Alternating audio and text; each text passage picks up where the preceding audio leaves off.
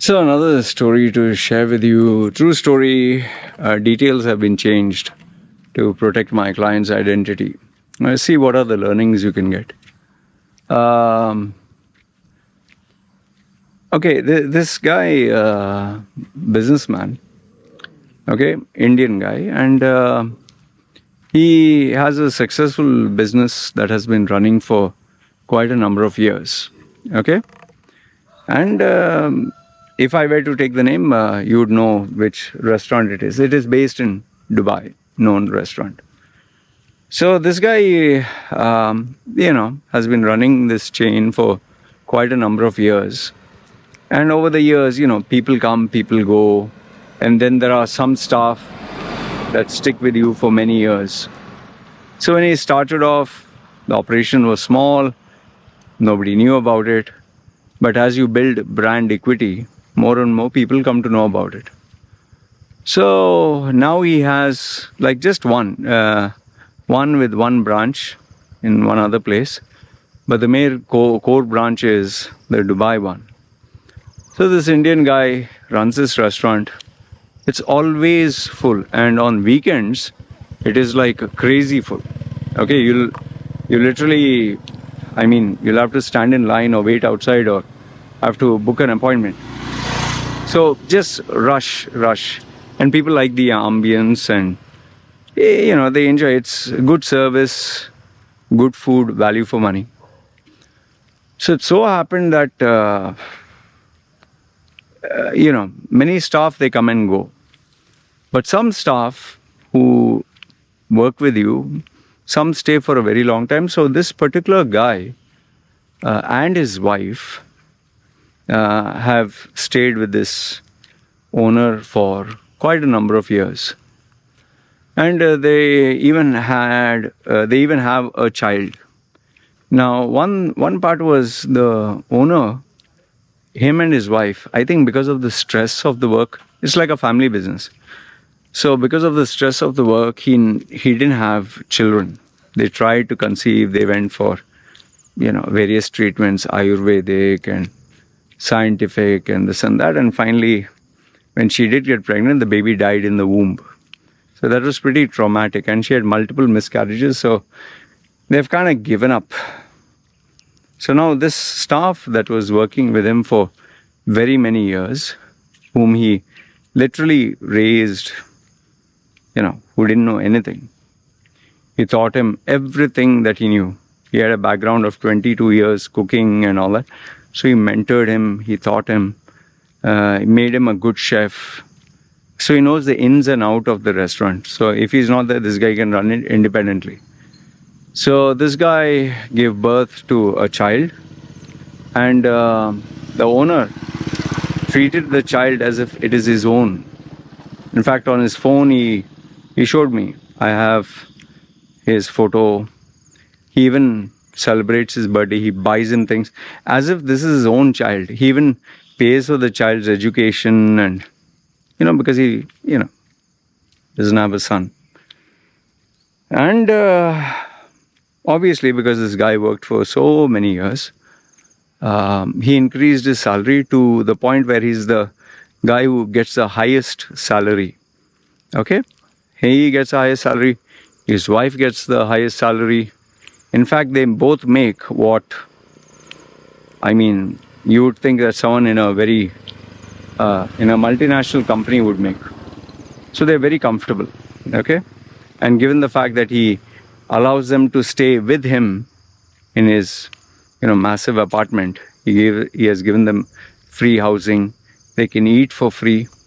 So the entire salary is more or less like, you save the entire thing. So, but they have also had, arguments, fights, disagreements, more with the wife. This is normal between married couples. The wives tend to have more drama. But he never treated him like a worker. And, for example, the wife would go out shopping. She would take her, even though they are no education, no background, no nothing. Whatever is taught, he has learned from them. So they live like a family. But now he found out a few days ago that this guy has been, the money that he was paid all this while, he has started to save it, and he has constructed a restaurant which is more or less in the same line as the restaurant he is running. The exact brand, it's going to be more or less the exact brand. It's going to sell more or less the exact menu. It's going to sell everything the same. Let's say, for example, if it was an Indian restaurant serving, say, North Indian food. I'm giving you an example. So his restaurant is also Indian, serving North Indian food. More like a copycat. But obviously not everything. And on top of that, he also found out that some of his other staff, I told you, people come, people go, they will be leaving with him. So he found all this out. And this really kind of hurt him. It really kind of hurt him, and he was very upset. Now, when speaking to me, he told me, I don't know what to do. On one hand, I'm very hurt, I'm very upset. On the other side, had anyone else done this to me, I would have put a ban on him because, the competition clause, he's trying to copy my idea, he'll market to my customers. Obviously, that happens in business. They say, no, I'm never going to do that, but they end up doing that, which is obvious.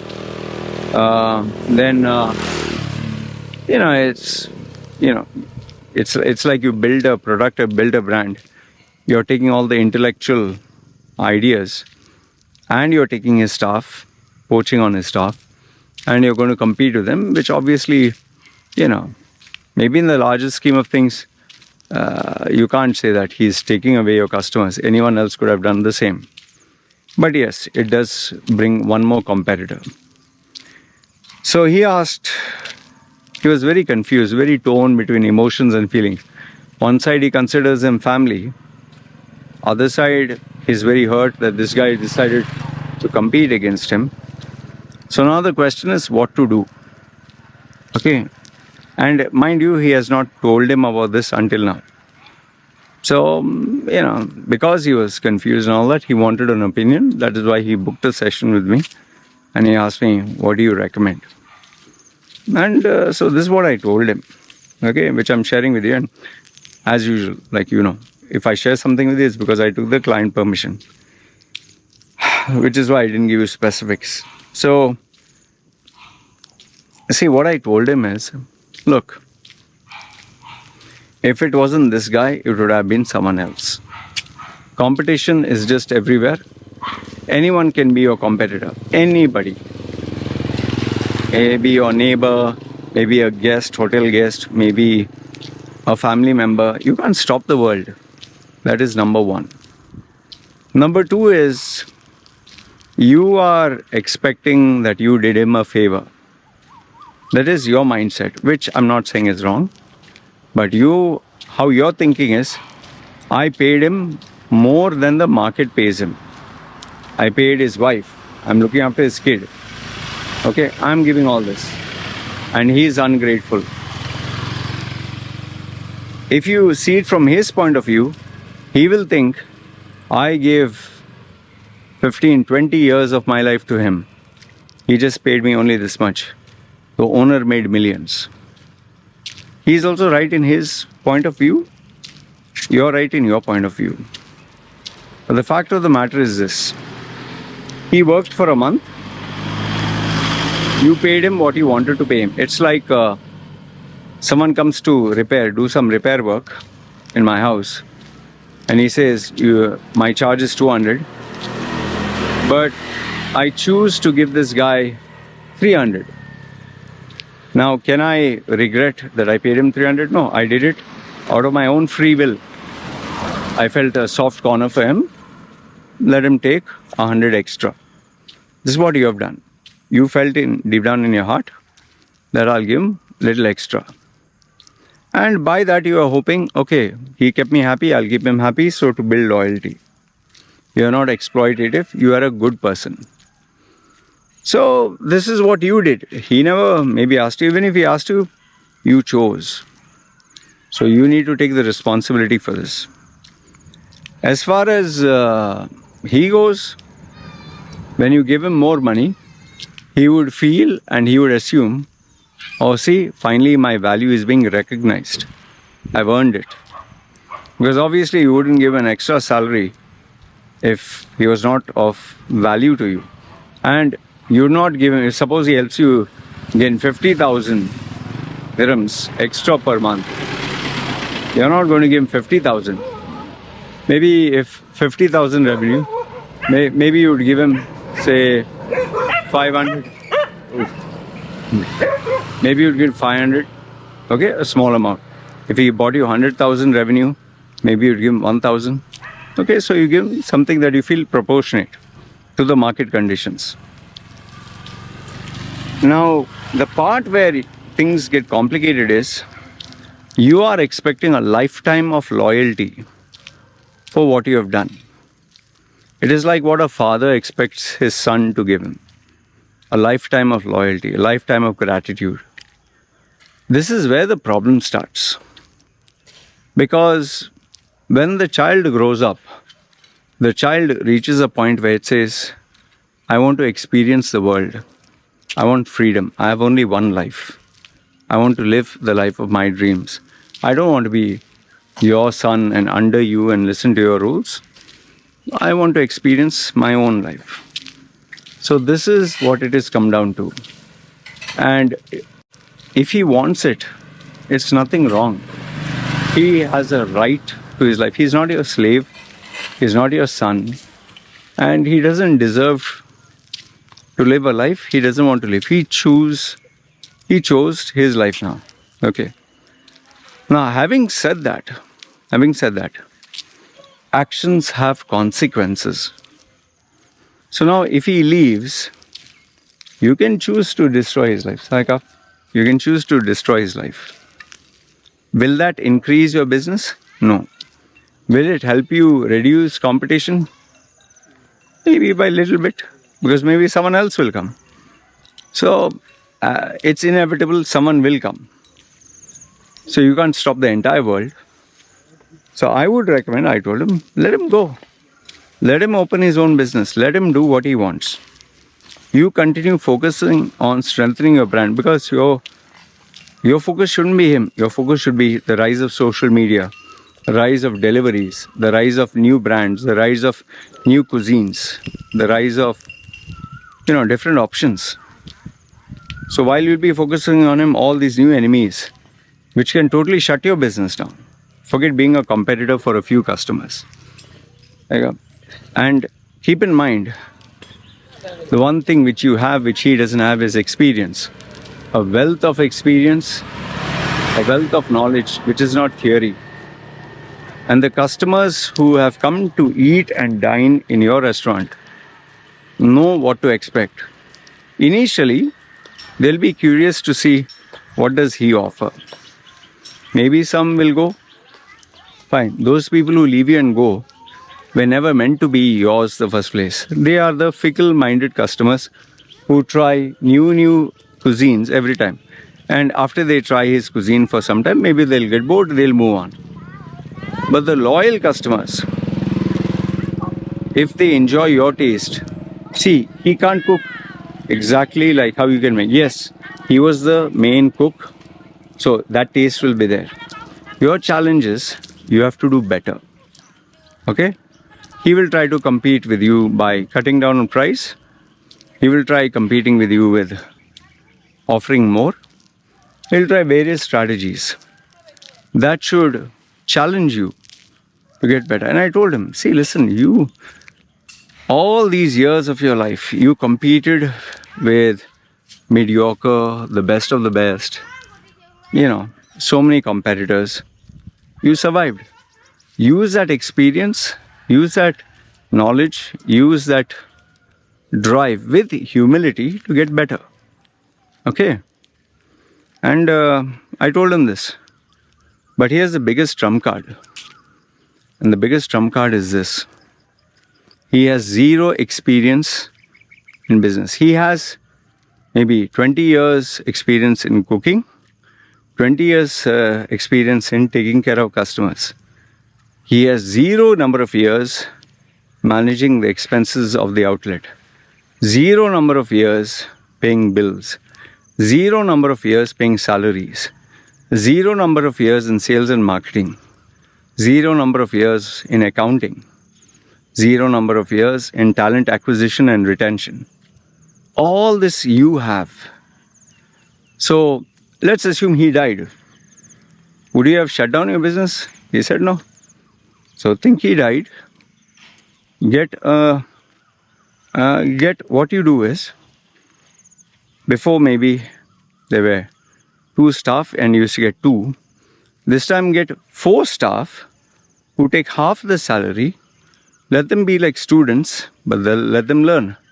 So you have excess staff, but for the same overhead, and whereby, if one guy is not good, replace, get a better one.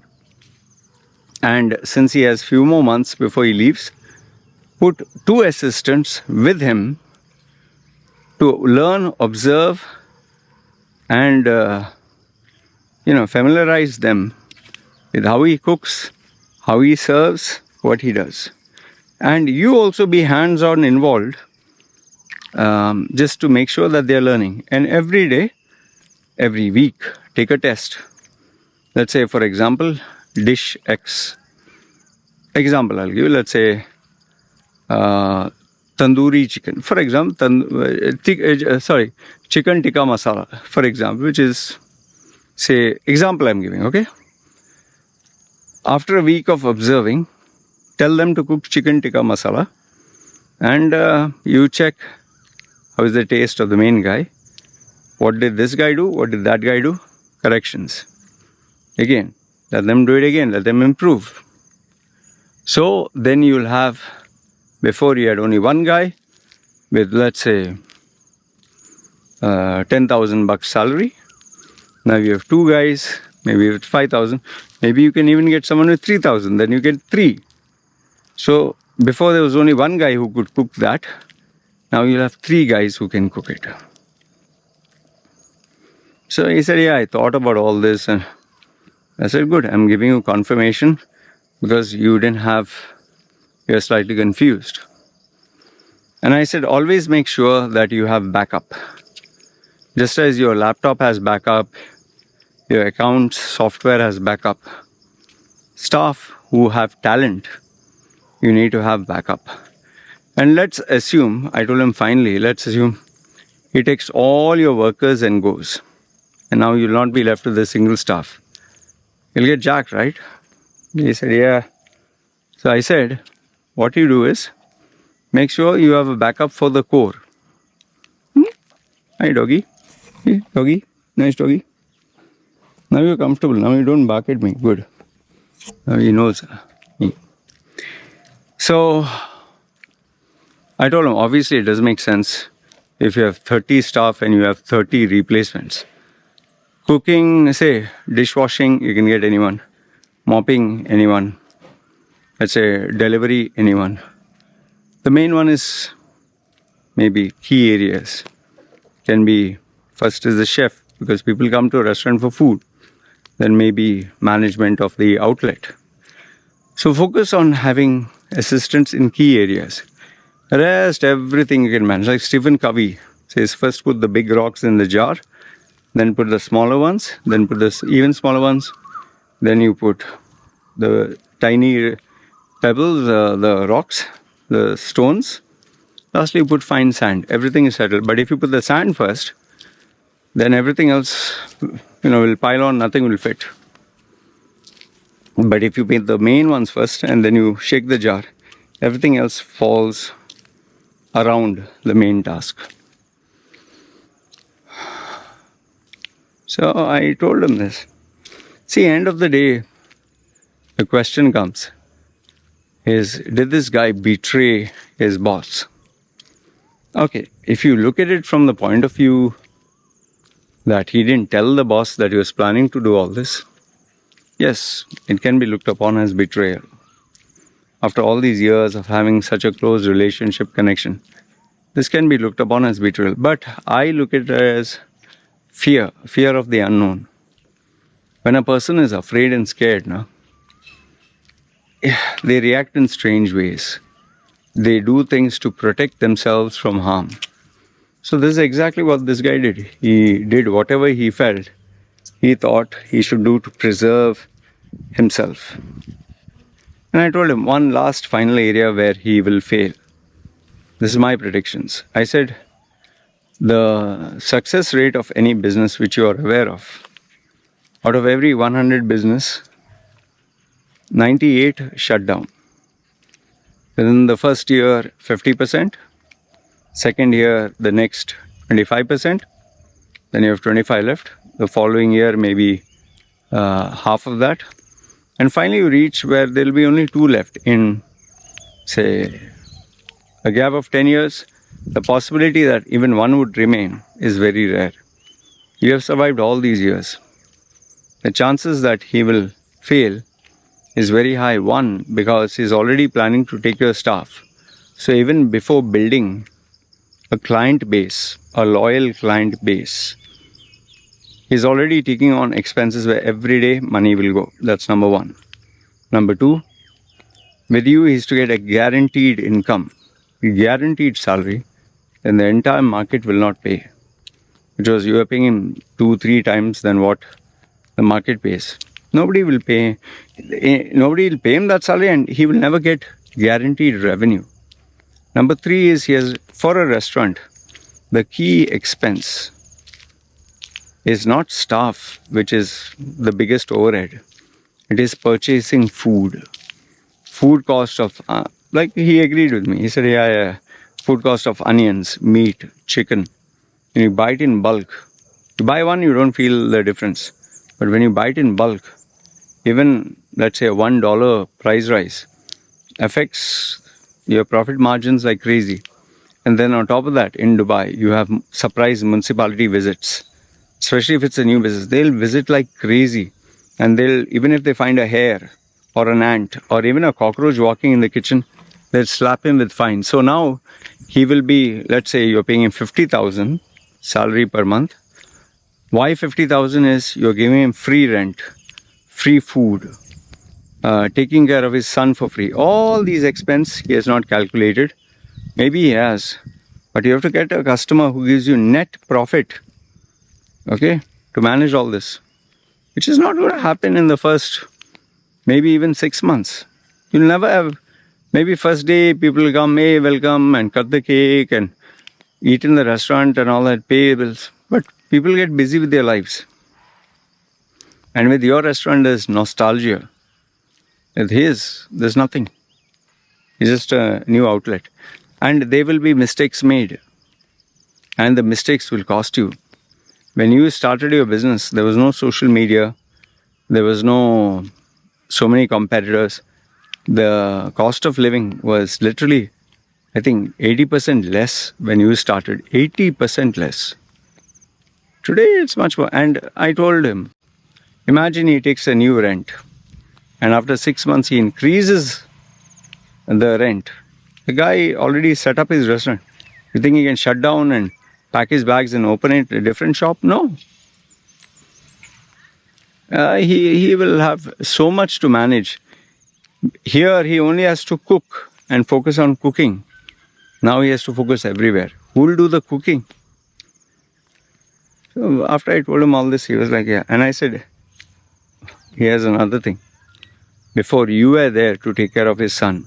You, your wife, him, his wife, plus the staff. Now he'll have just him and his wife. Plus he has a growing up, 2 son and daughter. Both he has to manage. How will he do that? I think after I said all this, it took quite some time.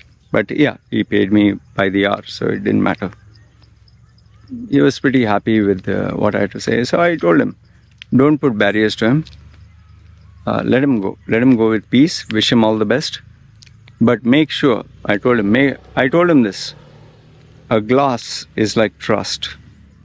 Once it cracks, You can't put super glue to it. So the glass has cracked. If he comes back to you, asks you for a loan, asks you for anything, I asked him, will you give him? He said, I might help. I said, no, don't get into this. Because you give money, you'll never get it back. Are you going to put him behind bars? You'll not do that because you love his son. So he said, yeah. And I told him, the main one is why you feel, have mixed feelings about this and can't think straight. One is you watched him grow as literally like your son. And number two is you consider his son as yours. I said, don't keep emotions in business. He is now no longer your family person. He is a businessman and competitor.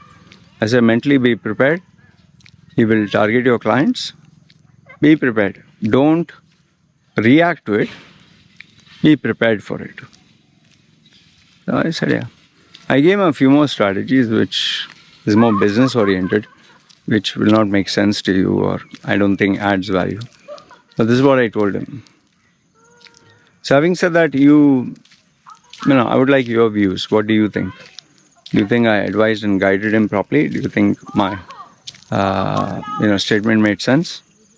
What would you do if you're in my place? All right? Having said that, you guys take care. Keep me updated. It's me signing off. Chal. Bye.